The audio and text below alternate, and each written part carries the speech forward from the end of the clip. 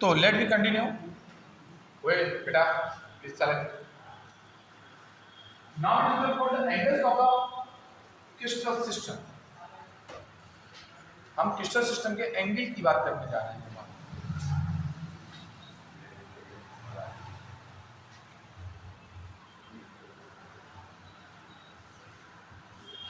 आज की डेट में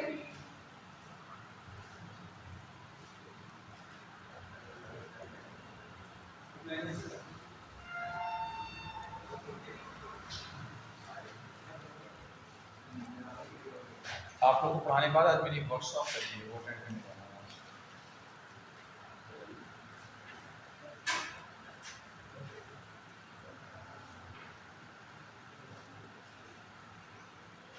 Cute our mother Sama. Cute our mother Sama. B and 20. Cute our mother Sama. B and 23. तो एक angle alpha, दूसरा angle beta, तीसरा एंगल गामा होता है। एक एंगल अल्फा, दूसरा बीटा, तीसरा गामा होता है कि नहीं होता। और समान में कितने वर्ड्स होते हैं? 2, 1, 2, 3। तो तीन एंगल तीन सिस्टम के लिए क्या हो जाएंगे? समान। क्या मतलब मुझे? तीन एंगल तीन सिस्टम के लिए क्या हो जाएंगे? समान। सब कुछ तीन system. Alpha equal to beta equal to gamma equal to 90। Alpha equal to beta equal to gamma equal to 90। Alpha equal to beta equal to gamma equal to 90।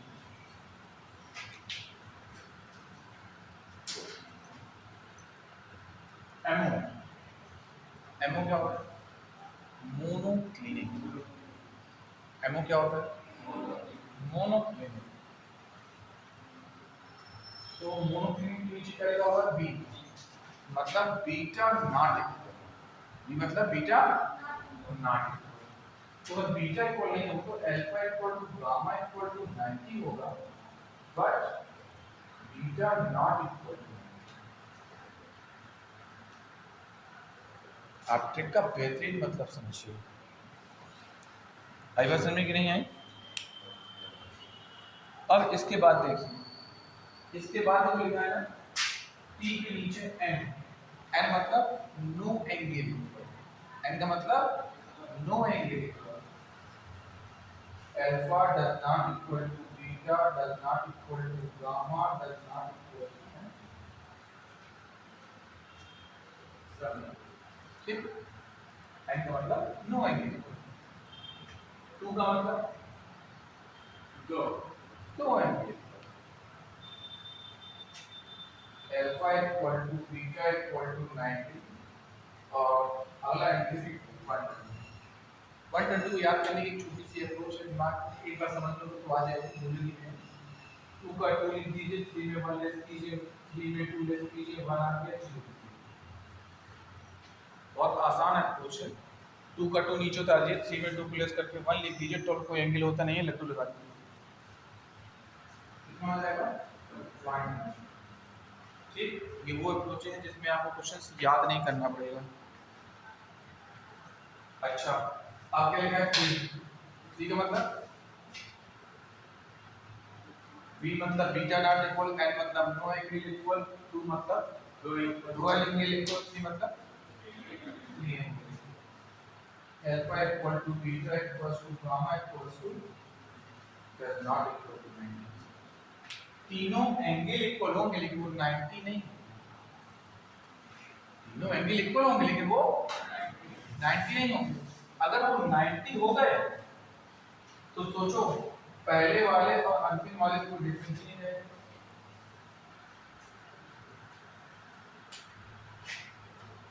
Clear? चलिए इसको क्लास में मैं एक सवाल लेकर आया।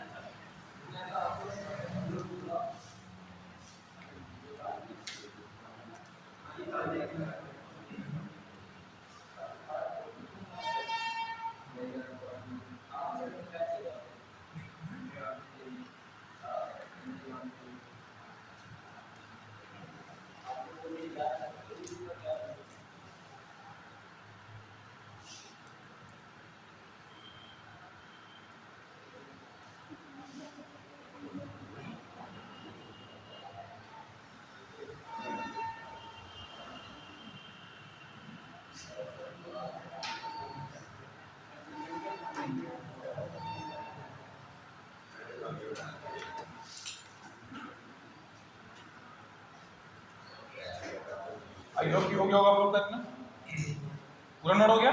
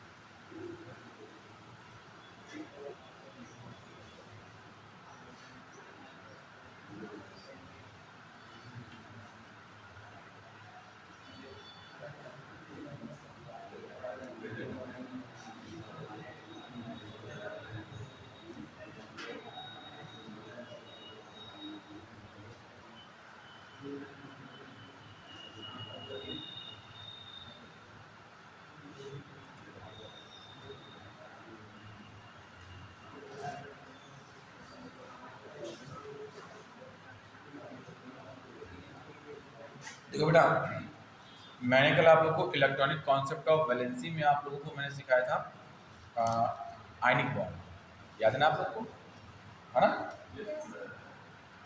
आज मैं सिखाऊंगा आप लोगों को कोवैलेंट बॉन्ड,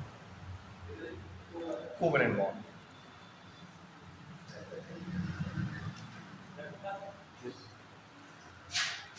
थोड़ा टाइम है।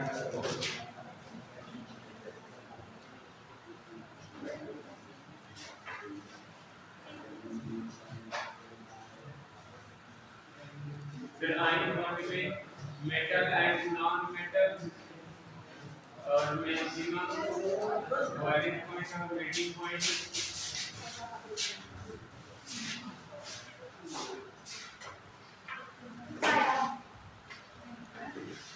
ये मार्कर नहीं चल लगता है, नया मार्कर लेके आओ जरा, एक छोटे जो देखो जो घूमते रहता है ना काला काला से, उससे लो।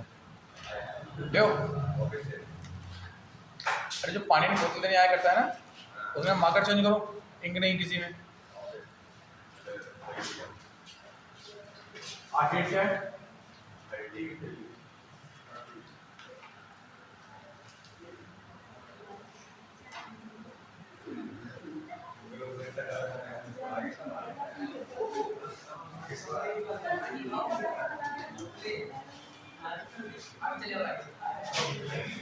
कोवैलेंट बॉन्ड,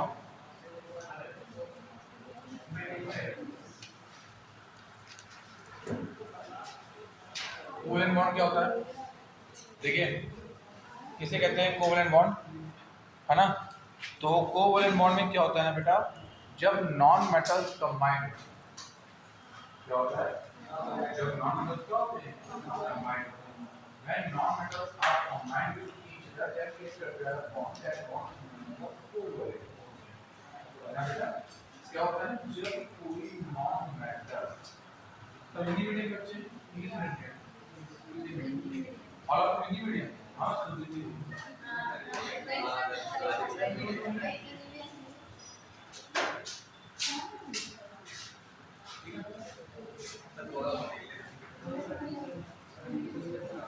तो कोवैलेंट बॉन्ड क्या होता है आपको बेटा, जब आपके नॉन मेटल पार्टिसिपेट करते हैं एक दूसरे के साथ, नॉन मेटल का मतलब है ना।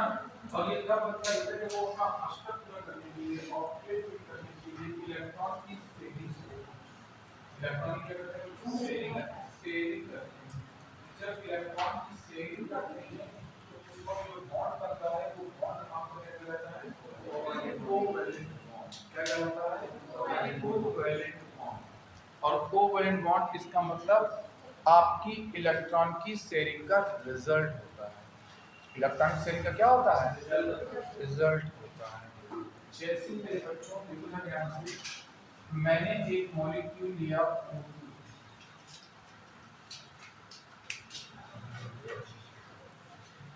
मैंने एक मॉलिक्यूल लिया आपका O2 में ऑक्सीजन के 2 एटम है। इस बात को ध्यान से सुनो, O2 में ऑक्सीजन के कितने एटम हैं 2 एटम है।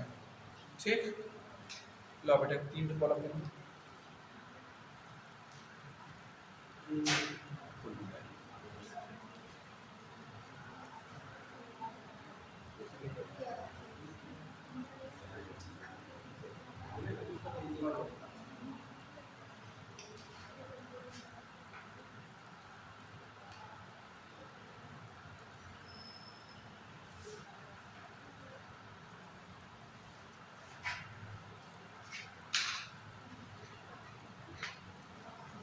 जैसे O2 मॉलिक्यूल है, इसमें ऑक्सीजन के कितने एटम है कितने एटम ऑक्सीजन 2 एटम।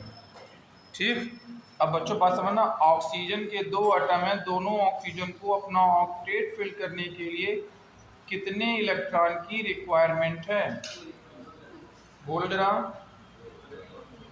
कितने इलेक्ट्रॉन की रिक्वायरमेंट है 2 इलेक्ट्रॉन। एक ऑक्सीजन को भी 2 इलेक्ट्रॉन की है, दूसरे ऑक्सीजन को भी 2 इलेक्ट्रॉन की है, तो उनके बीच जो इलेक्ट्रॉन का रिलेशन होगा वो कैसा होगा गेन है लॉस का होगा या शेयरिंग का होगा शेयरिंग का होगा। अगर उसमें रिलेशन इलेक्ट्रॉन की शेयरिंग का है तो बनने वाला बॉन्ड कौन सा होगा। इतनी बात बच्चों समझ में आई आप लोगों की नहीं आई। कोवैलेंट बॉन्ड कब बनता है जब इलेक्ट्रॉन की शेयरिंग होती है, जब इलेक्ट्रॉन क्या होता है शेयरिंग होती है। ठीक है, ध्यान से एक ऑक्सीजन आपने ले लिया, दूसरा ऑक्सीजन आपने ले लिया,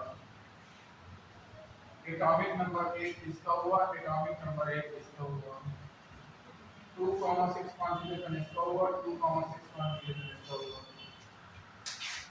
इसके पास 6 इलेक्ट्रॉन है तो 1 2 3 4 5 एंड 6 ये हुआ, 1 2 3 4 5 एंड 6 ये हुआ, हो गया। अब लास्ट में 6 इलेक्ट्रॉन आए यहाँ पे, लास्ट में 6 इलेक्ट्रॉन आए यहाँ, तो ये अपना ऑक्टेट फिल करने के लिए 2 इलेक्ट्रॉन इससे ले लेगा और ये भी अपना ऑक्टेट फिल करने के लिए इससे 2 इलेक्ट्रॉन ले लेगा, तो बनने वाला ऑक्सीजन और ऑक्सीजन के बीच जो बॉन्ड होगा वो डबल बॉन्ड होगा कि नहीं होगा। अगर बनने वाला बॉन्ड इलेक्ट्रॉन की शेयरिंग के फॉर्म में शो हो रहा है तो वो बनने वाला बॉन्ड आपका कोवैलेंट बॉन्ड कहलाएगा, कंपाउंड आपका कोवैलेंट कंपाउंड बन जाएगा। राइट है, और ये स्ट्रक्चर्स आपको आना बहुत जरूरी है क्योंकि आपके एग्जाम में इससे थोड़ा सा हाई लेवल क्वेश्चन आता है। For calculate the number of PP bond, POH bond, HH bond, PH bond, ऐसे क्वेश्चंस आपके नीट में बहुत पूछे जाते हैं, आईटी बहुत पूछे जाते हैं, आईओ क्वेश्चंस। तो तभी आपको आ पाएगा जब आपको स्ट्रक्चर बनाना आता होगा, बॉन्डिंग का नॉलेज होगा। चलिए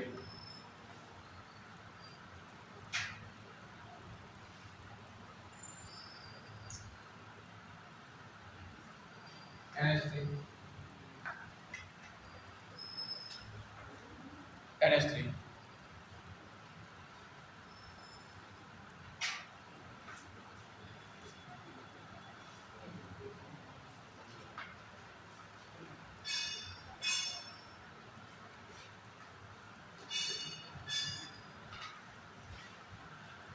हो गया।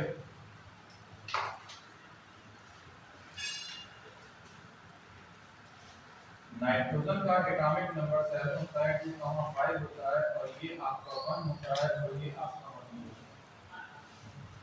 हो गया कि नहीं हो।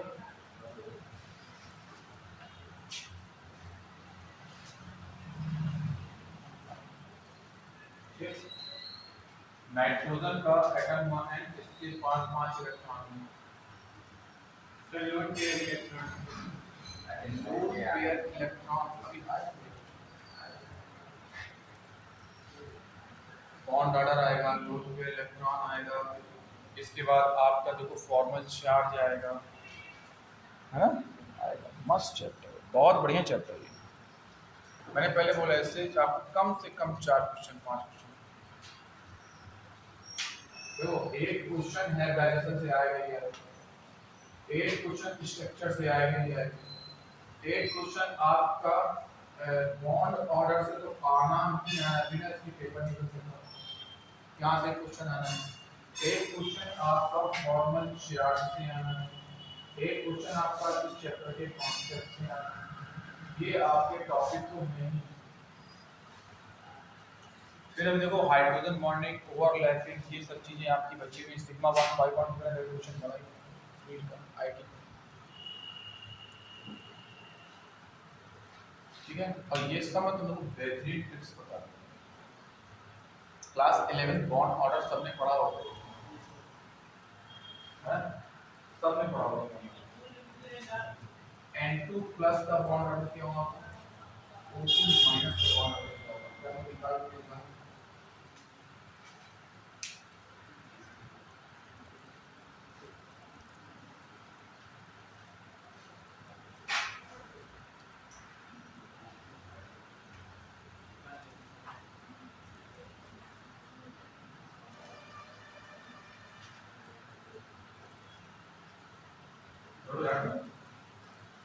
ऐसे निकालो,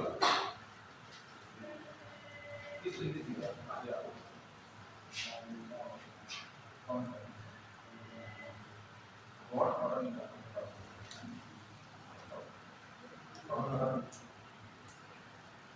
आपने बॉन्ड ऑर्डर का फॉर्मूला पढ़ा होगा,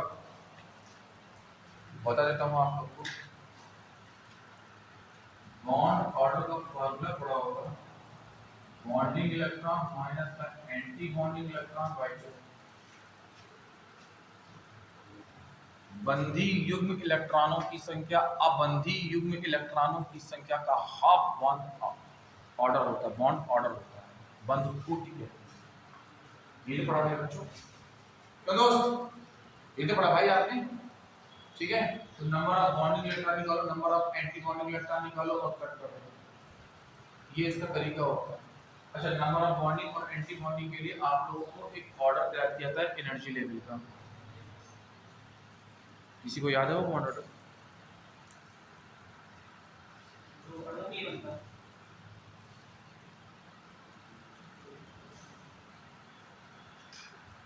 ठीक कह रहे हैं आपको, जो अणुओं के लिए बनता है उसको तो रिकॉल करा देता हूँ कि वो आपका दो टाइप का होता है, पहला और दूसरा, जिसमें एक से 14 इलेक्ट्रॉन के लिए होता है, जिसमें up to 14 इलेक्ट्रॉन के लिए होता है, 20 इलेक्ट्रॉन है उसकी रेट होती है। सिग्मा सिग्मा कुछ याद आया?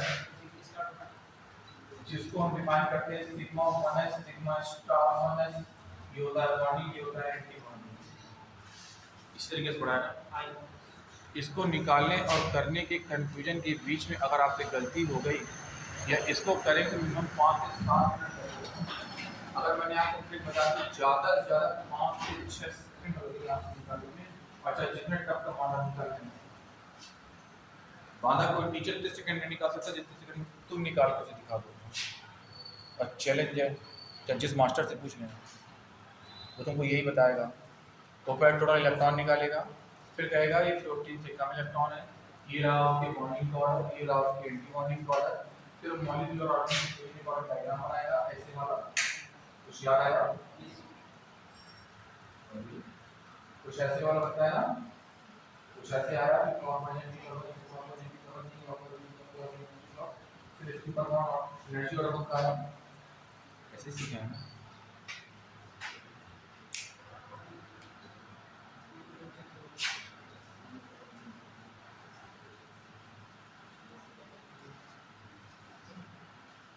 कभी अपने आप से पूछना, बांदा में कम से कम 10,000 लड़का फॉर्म भरता है, तैयारी करता है, मिनिमम 10,000 लड़का मिनिमम। उसमें से पिछले 10 सालों का रिकॉर्ड तुमको बता रहा हूँ, 10 ईयर्स का और 10 ईयर्स नहीं 2018 5 से 6 साल का आपको बता रहा हूँ। एक भी student single student IIT NEET extra and किसी में भी किसी एक बच्चे का सिलेक्शन हुआ हो पता कर लेते हो।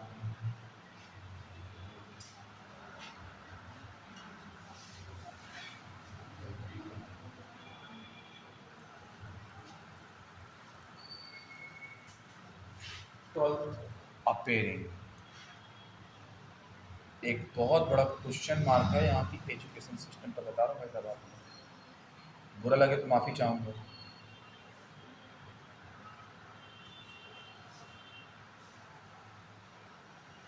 पांच से 6 साल में एक बच्चा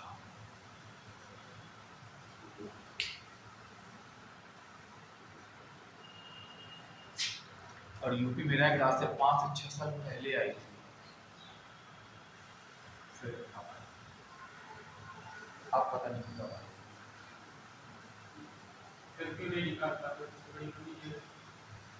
आपको सिर्फ वो आता है मेरे बच्चों जो आपको पढ़ाया जाए, सही है। जिस लेवल तक का पढ़ाया जाएगा उस लेवल तक का आएगा। बांग्लादेश की सबसे बड़ी यही है।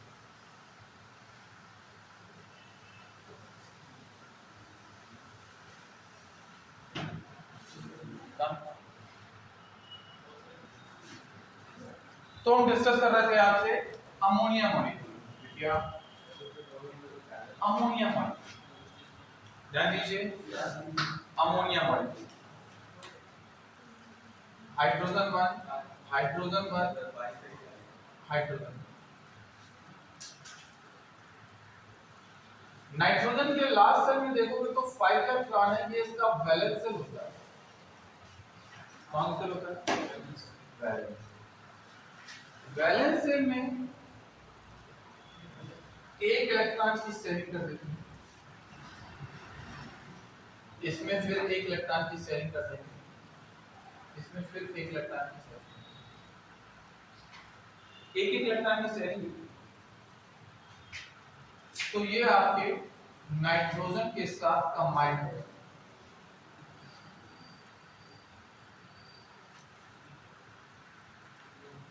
नाइट्रोजन का क्या होगा? कंबाइंड होगा। और नाइट्रोजन के साथ कंबाइंड होने पर इन्होंने बेटा जो इलेक्ट्रॉन की शेयरिंग की उसको हम क्या बोलते हैं? कोवैलेंट। क्या बोलते हैं? Covalent bond. Question covalent bond का नहीं आएगा मेरे बच्चे के बोर्ड में, स्ट्रक्चर और ये नहीं आएगा, ड्रॉ स्ट्रक्चर नहीं आएगा, पता क्या आएगा? Number of NH bond in ammonia, number of NH bond in ammonia, first option 1, second option 2, third option 3 and fifth option D. So what is your right answer? C. That is C. आई बात समझ में नहीं? ऐसे questions paper में 100% bonding structure से आते हैं। सुन लो मेरी बात को लिख लेना, नीट का एग्जाम देते समय मेरी बातें याद ना आ जाए तो कह देना। जितना बता रहा हूं मेरे बच्चों इतना पढ़ लो। मैं ये बच्चे जो मुझे दिख रहे हैं ना, मैं अगले साल नीट आईआईटी में सिलेक्शन करा के दिखा दूंगा केमिस्ट्री की दम पर।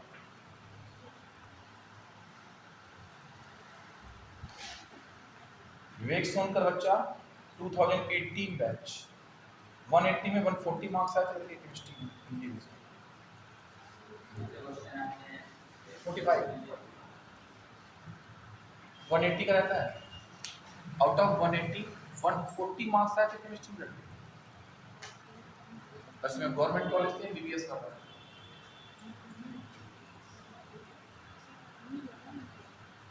बहुत सारा रिजल्ट है पिछले 5 साल हैं, सीरियसली लास्ट 5 ईयर से। मैंने लास्ट ईयर बस बैच बनाया था यूपी बोर्ड का, मैं तो पिछले 3 से 4 साल में मैंने यूपी बोर्ड का बैच नहीं बनाया, क्योंकि यहाँ पे क्या होता है ना बेटा कि ये कह रहा हूँ बेस्ट पढ़ो। इसका मतलब आ गया एग्जाम में कर ले जाओगे पक्का ना? अच्छा हाँ बॉन्ड ऑर्डर नीट के कुछ पेपर देने जा रहे हो अभी, इस चैप्टर देना कितने क्वेश्चन तुमको मिलेंगे, और जितना मैं पढ़ाऊंगा इसके पढ़ाए हुए तुमको मिलेंगे हैं। नीट का क्या देना जाना? हाँ टारगेट सीवीटी है। तो फिर देख लो अपने अकॉर्डिंग।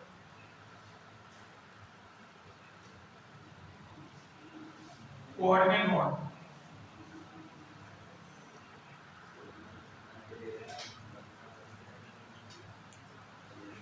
ये बॉन्ड बहुत ही बेहतरीन होता है, ये बॉन्ड बहुत ही बेहतरीन होता है। तो कॉन्सेप्ट क्या होता है मैं आप लोगों को बहुत ही आसान लैंग्वेज में समझा दूंगा, बहुत आसान लैंग्वेज। आगे भाई आपके फर्स्ट क्लास है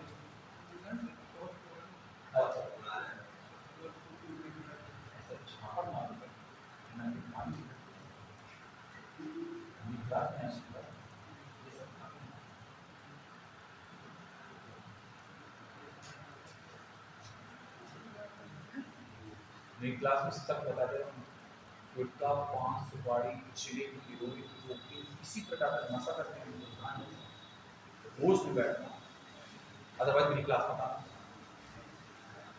असल में ना एक्चुअली भूखा बाहर। कोऑर्डिनेट बॉन्ड क्या होता है मैं तुमको बहुत आसान लैंग्वेज में समझाता हूँ, आप लोग कभी नहीं भूलोगे कोऑर्डिनेट बॉन्ड, और इसका मॉलिक्यूल पेपर में बहुत आता है। याद रखना जब आपके कंपटीशन एग्जाम में एक क्वेश्चन आएगा फॉर्मल चार्ज का, इसको फॉर्मल आवेश कहते हैं, आंशिक परमाणु आवेश, तो ये कोऑर्डिनेट कंपाउंड का याद है दबिया, इसलिए इस बॉन्ड को जानना हमारे लिए बहुत जरूरी है। तो भाई हाँ नीट वाली क्लास है। पहली बात तो सामने से बात करो उसके ऊपर तुम्हारा गलत इंप्रेशन बने, जैसे मेरा तुम्हारा पहला सामने है और तुम्हारी इमेज क्या हो जाएगी खराब हो जाएगी, तो इंटरव्यू देने का दबाव तुम आओ पूरा मारना ओ ये तो क्यों खाते इस वीडियो को कौन सा अंदर को समझ जाता है, देखो दांत देखो अच्छा पक्का तो मैं ठीक कर सकता एक साल बाद में देखो हेलो बॉयज देखो 3 लोगों का इसमें होना या 2 लोगों का होना इसमें बहुत जरूरी है। कोऑर्डिनेट बॉन्ड 3 बच्चे खड़े हो, लड़के खड़े हो, बहुत ध्यान से ना कोऑर्डिनेट बॉन्ड बहुत ध्यान से बिल्कुल मस्त आएगा ठीक है ना। सपोज ये 3 बच्चे मार्केट में, इन 3 बच्चों को मार्केट से शॉपिंग, इन 2 लोगों ने अपने अपने लिए कपड़े लिए ठीक, और कुछ रूम का सामान लिया, जो इन्होंने जो लिया वो आपस में शेयरिंग करके लिया। ऐसा होता है ना रूम में रहने वाले बच्चे शेयरिंग करके सामान लेते हैं, तो जब ये दोनों बच्चे शेयरिंग करके सामान लेंगे तो बताओ इनके बीच कौन सा बॉन्ड होगा, इनके बीच कौन सा बॉन्ड हुआ, कोवलेंट बॉन्ड हुआ कि नहीं हुआ, ये कंफर्म हुआ कि नहीं हुआ, इनके बीच कोवलेंट बॉन्ड हुआ, क्यों हुआ, क्योंकि इनने शेयरिंग की, इनने शेयरिंग की। ये लड़का इनके रूम के ठीक बगल वाले रूम में रहता है, इनका दोस्त है, ये लड़का इनके रूम में नहीं रहता, कहाँ रहता है, इनके दोस्त है। अब इसे कुछ सामान लेना है, इसके कुछ रुपए घट रहे हैं, इसके कुछ रुपए क्या हो रहे हैं, घट रहे हैं, इसने इसको उतने रुपए दे दिए। अब जो इनके बीच बॉन्ड बनेगा वो कौन सा बॉन्ड, अगर पहले नहीं दे सकता ये कब देगा, ये क्या देगा भाई देख पहले मुझको अपना सामान खरीद लेने दे, बचेगा तो दे दूंगा, बचेगा तो दे दूंगा, नहीं बचेगा तो नहीं दूंगा। इसका मतलब क्या हुआ? कोऑर्डिनेट बॉन्ड तब तक नहीं बन सकता जब तक कि कोवैलेंट बॉन्ड कंप्लीट ना हो जाए। ये इसके लिए एक बहुत ही इंपॉर्टेंट स्टेटमेंट। कौन सा स्टेटमेंट? कोऑर्डिनेट तब तक नहीं बन सकता जब तक कोवैलेंट कंप्लीट बॉन्ड ना बने। एक बार कोवैलेंट बन गया फिर कोऑर्डिनेट बन सकता है, चाहे इससे बन जाए चाहे इससे बन जाए, और उससे बनता है जो उसके सबसे नियरेस्ट होगा। मतलब इसको रुपया भी वही देगा जो इसका क्लोज फ्रेंड होगा। ये सच बात है कि नहीं भाई? इसके पास 2 रुपए बचे हैं, इसके पास 15 रुपए बचे हैं, लेकिन ये इसका क्लोज फ्रेंड नहीं, ये नहीं देगा। सुन लो, देगा कौन? ये। मतलब जो एटम पास में होता है ना, वही एटम रिलीज करता है इलेक्ट्रॉन। जो एटम क्या होता है? पास होता है। तुम सोचो दूर वाला अगर इलेक्ट्रॉन का लॉस करेगा तो नहीं करेगा, जो उसके बिल्कुल पास में, बिल्कुल नजदीक में इलेक्ट्रॉन होगा वही जाएगा, वही मूव करेगा, क्योंकि इलेक्ट्रॉन मिनिमम डिस्टेंस में मूव करता है, मैक्सिमम में नहीं। अगर इसको ट्रांसफर करना है तो ये आसानी से ट्रांसफर होगा, क्योंकि जब दूर हो तो कोई एटम, उसको इलेक्ट्रॉन को ट्रांसफर करना पड़ेगा, तो उसको एक मिनिमम एटम से जंप करना पड़ेगा, और इलेक्ट्रॉन कभी एटम का जंप नहीं करता। क्लियर? एकदम बिल्कुल क्लियर, समझ में आया? भूलोगे तो नहीं कोऑर्डिनेट बॉन्ड, कभी कभी भी कोऑर्डिनेट बॉन्ड नहीं। ये चैप्टर है कोऑर्डिनेट बॉन्ड से लेकर के, बेहतरीन चैप्टर है, अल्टीमेट चैप्टर, कोऑर्डिनेशन केमिस्ट्री, उत्सर्जक संयोजन यौगिक। पढ़ना इस चैप्टर को, फिर तुम लोग को मैं पढ़ाऊंगा एक बार, ठीक है? फिर तुम लोगों को मैं पढ़ाऊंगा एक बार, और फिर आप लोगों को आपके एग्जाम में बेहतरीन मार्क्स और जो क्वेश्चन आएंगे वो अटेंड लो बहन। कोऑर्डिनेट बॉन्ड, अब मैं एक एग्जांपल ले लूं ना, आप लोगों को मस्त क्लियर हो जाएगा। मैंने आपका मॉलिक्यूल ले लिया O3, कोई भी ले सकता हूं, O3,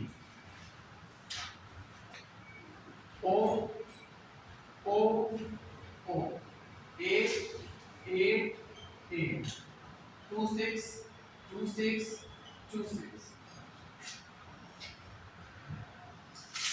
there is 6 electrons 6 electrons 6 electrons 6 electrons 6 electrons 6 electrons 6 electrons 6 electrons 6 electrons।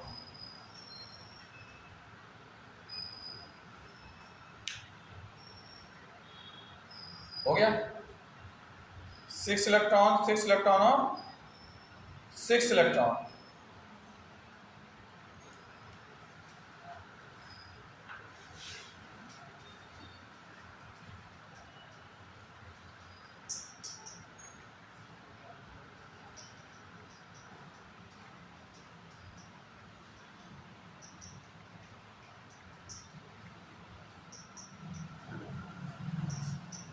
ध्यान देना, 6 इलेक्ट्रॉन 6 इलेक्ट्रॉन 6 इलेक्ट्रॉन को दिक्कत है क्या?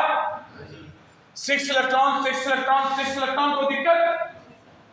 पक्का कोई दिक्कत नहीं ना? ध्यान दीजिए इधर, मैंने ये 2 इलेक्ट्रॉन की शेयरिंग की, मैंने 2 इलेक्ट्रॉन की शेयरिंग की नहीं की नहीं की? अब देखो, O डबल बॉन्ड O, इनने अपने लिए शॉपिंग का सामान खरीद लिया, समझ रहे हैं ना? अब इनके पास ये 2 लोन पेयर इलेक्ट्रॉन बचे, ये इलेक्ट्रॉन बच गए ना, ध्यान देना, ये इलेक्ट्रॉन बच गए ना, ये इलेक्ट्रॉन बच गए ना, इसके पास देखो मेरे भाइयों, ये है जो इलेक्ट्रॉन पार्टिसिपेट करते हैं बॉन्ड बनाने में और बॉन्ड बन जाते हैं, बॉन्ड वो लोन पेयर इलेक्ट्रॉन कहलाते हैं, सॉरी बॉन्ड पेयर इलेक्ट्रॉन कहलाते हैं। भाई जो बॉन्ड बनाएंगे वो कैसे इलेक्ट्रॉन? Bond pair. सो हो गया, जगो यार, पानी ठंडा पानी लाओ यार, मुझे क्यों यार?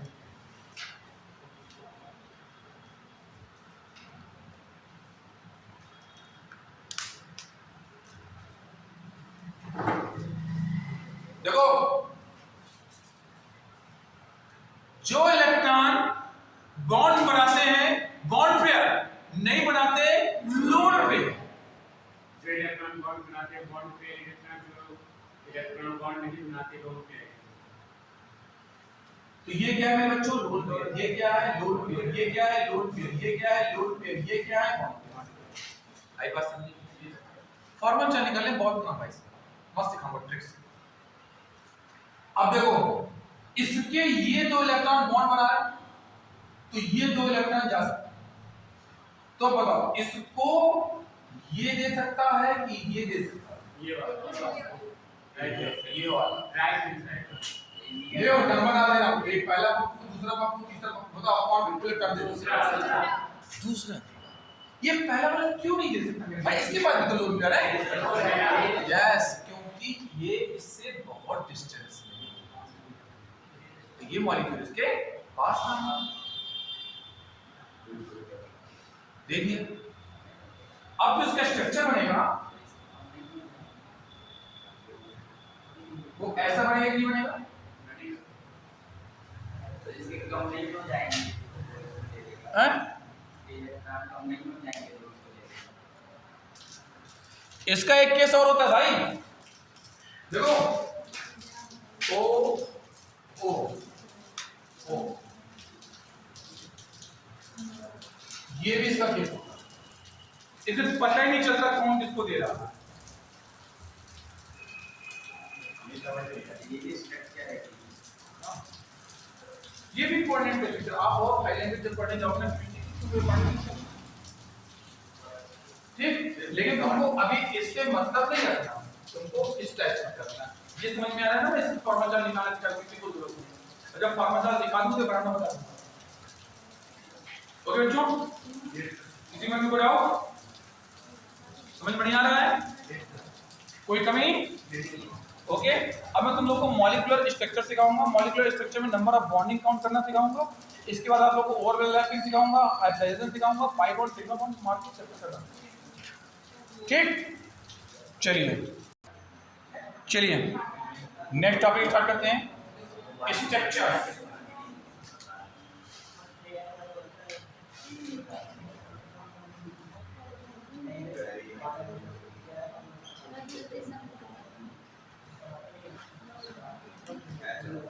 मैक्सिमम वैलेंसी, बेटा what is maximum valency rule? जोड़ा था बच्चों, मेरी बात सुनो, व्हाट इज मैक्सिमम वैलेंसी? देखो मैक्सिमम वैलेंसी रूल क्या होता है? हाँ देखो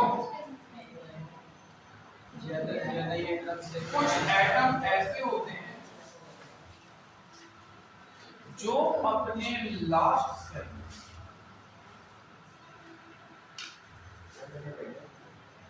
कुछ एटम, बेटा बेटा बेटा मेरी तरफ देखो, कुछ एटम ऐसे होते हैं जो अपने लास्ट सेल में, जो अपने लास्ट सेल में एक इलेक्ट्रॉन से ज्यादा इलेक्ट्रॉन को रखते हैं। नंबर एक। दूसरी बात, एक से ज्यादा कितने इलेक्ट्रॉन रख सकते हैं? ये जो मैक्स इलेक्ट्रॉन होते हैं वो उसके वैलेंस सेल पर डिपेंड है।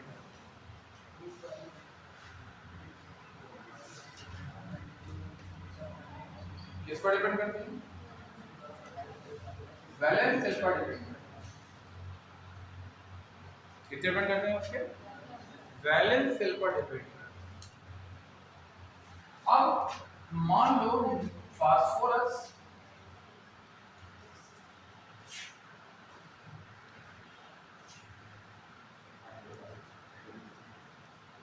देखो ये बहुत ही इंपॉर्टेंट टॉपिक है, इसको थोड़ा सा ब्रॉड समझो, अच्छे से समझो। Phosphorus atomic number 15, phosphorus atomic number 15। फिर आपने कहा था कि एटम को अपने लास्ट सेल में एटम 5 इलेक्ट्रॉन रहते हैं, लेकिन एक इलेक्ट्रॉन में ग्रुप बैलेंस है। देखो बेटा मैं बता रहा हूँ, मैं इसी चीज को एक्सप्लेन कर रहा हूँ बहुत बढ़िया तरीके से। मेरी बात क्यों सुनना, मजा आ जाएगा। इसका कॉन्फ़िगरेशन करो तो क्या मिलेगा,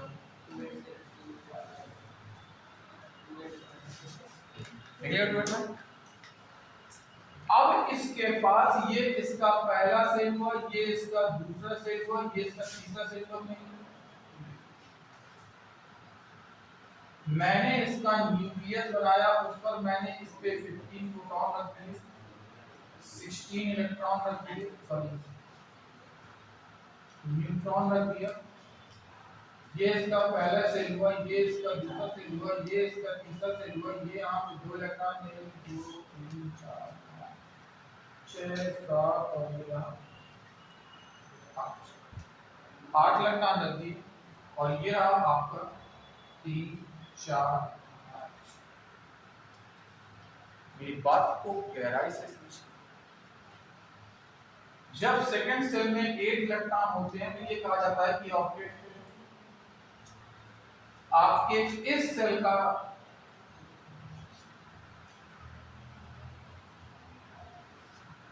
ऑक्टेट फील्ड, इस सेल का ऑक्टेट फील्ड,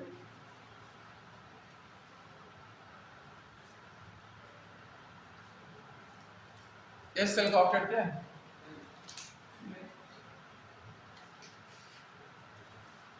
इसके बाद ये आपकी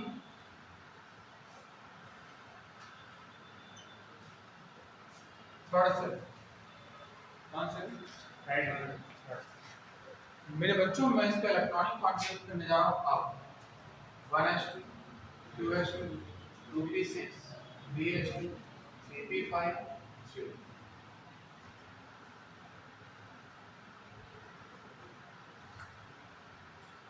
अब तुम ये कहोगे कि सर जब p पे ही 6 इलेक्ट्रॉन नहीं फिल तो आपने d क्यों नहीं?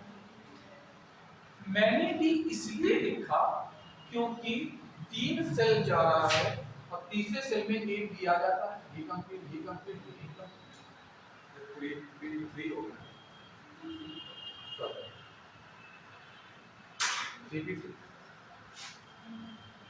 इसका मतलब जो थर्ड सेल है वो ये है कि, बोलो ये है कि नहीं? अब अगर ये देखा जाए तो ये तो फिल्ड है, लेकिन ये दोनों फिल्ड नहीं है। ठीक है, ऑर्डर बनाओ, 3 बनेगी, एक ही बनाओ, 1 2 3 4 5 ये बने 1 2 3 इलेक्ट्रॉन ये, और ये पूरा d ऑर्बिटल वैकेंट। अब बताओ ये मॉलिक्यूल अगर 3 की शेयरिंग कर ले तो इसको फिल कर ले, जो बॉन्ड बनाएगा, सपोज ने H के 3 इलेक्ट्रॉन H के साथ कंबाइन किए तो एक H ये, दूसरा H दूसरा H आ गया, तो आपका PH3 के साथ PH3 मॉलिक्यूल बन गया। लेकिन ये भी देखो, इस बनने के बाद भी इसके पास 5 ऑर्बिट खाली हैं। तुम्हारे तीसरे फ्लोर में 5 कमरे खाली, तुम उसमें किराए से दे सकते हो, किराए दे सकते हो ना। तो जब तुम उसको दे सकते हो, इसका मतलब तुम्हारा साइज तो बड़ा है, कैपेसिटी ज्यादा है, और इसीलिए जब किसी एटम के पास वैकेंट ऑर्बिटल रिक्त कक्षाएं होती हैं तो इन रिक्त कक्षाओं में वो एटम को क्या कर लेता है? रख लेता है। एटम को क्या कर लेता है? रख लेता है।